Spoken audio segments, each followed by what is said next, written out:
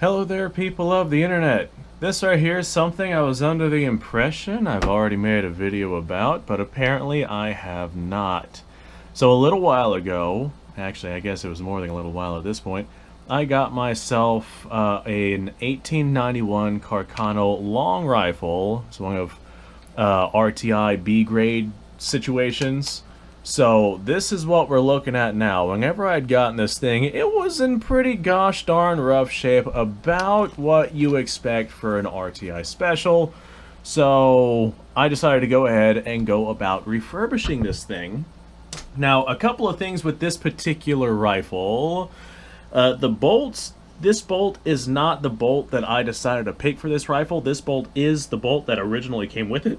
But I have like a really shiny chrome Carcano bolt, Carcano, however it is you feel like pronouncing this.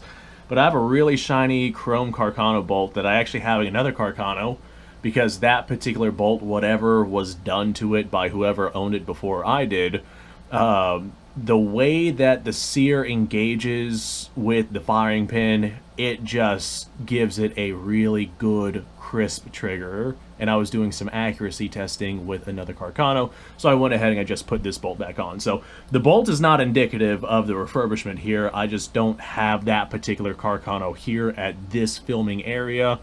It is still currently, you know, that's a story for another time. I don't have that bolt, but that bolt's going to be inside of this rifle. So imagine this bolt, nice, bright, shiny chrome.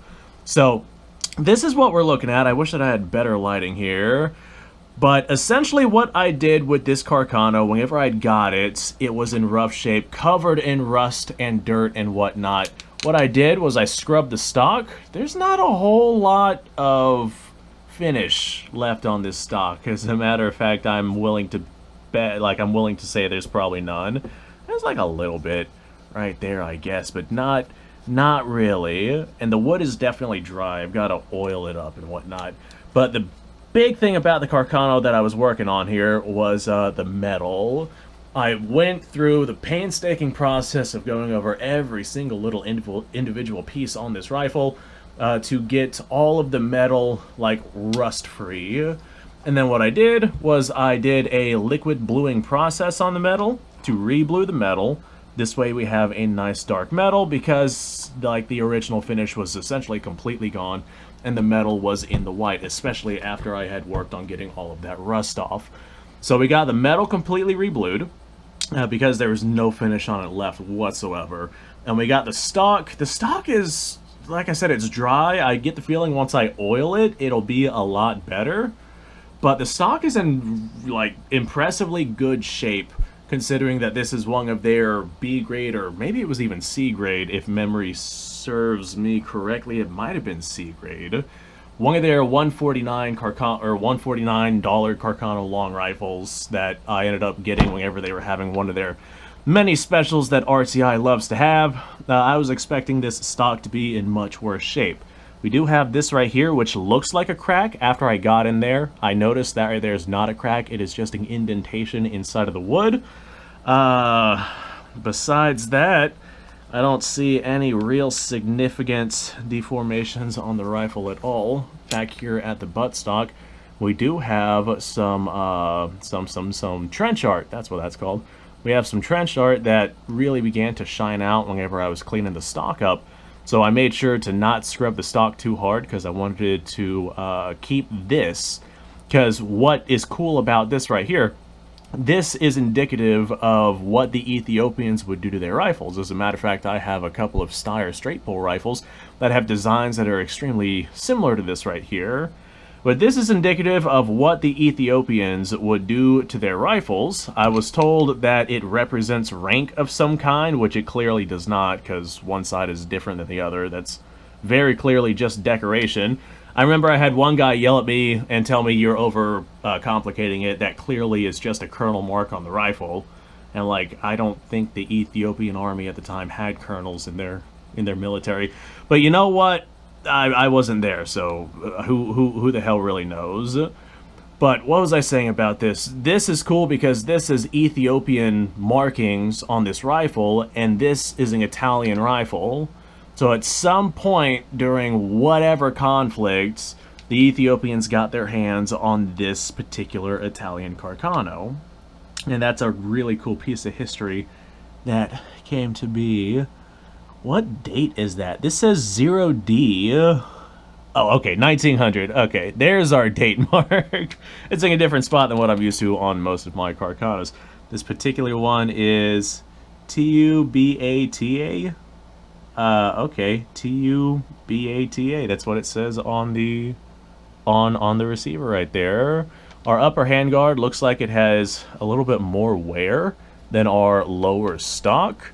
I don't see any real significant dings or pitting in the dings or pitting in the barrel, basically anywhere on the entirety of the rifle, including under the wood. You'll have to forgive me. Sometimes my speech impediment comes out a little bit.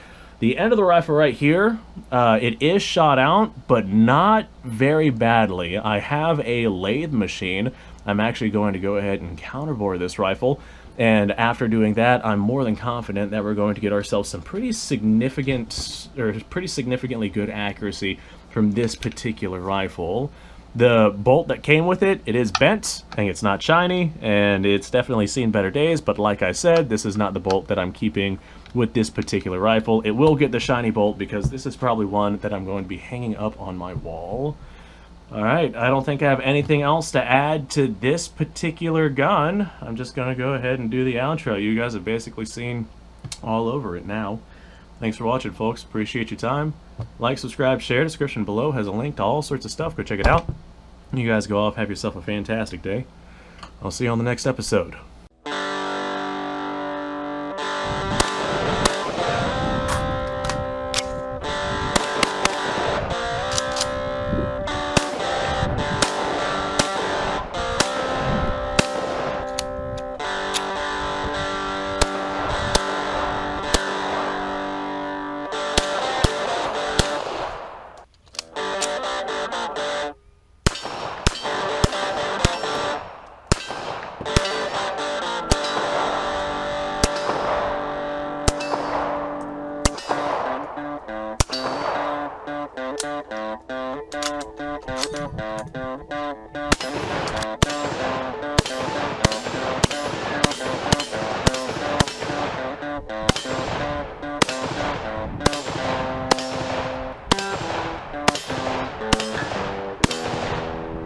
Been a little while since I've done this.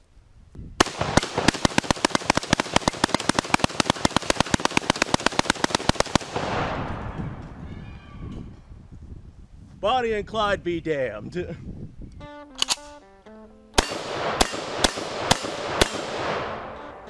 Poor man's Garen.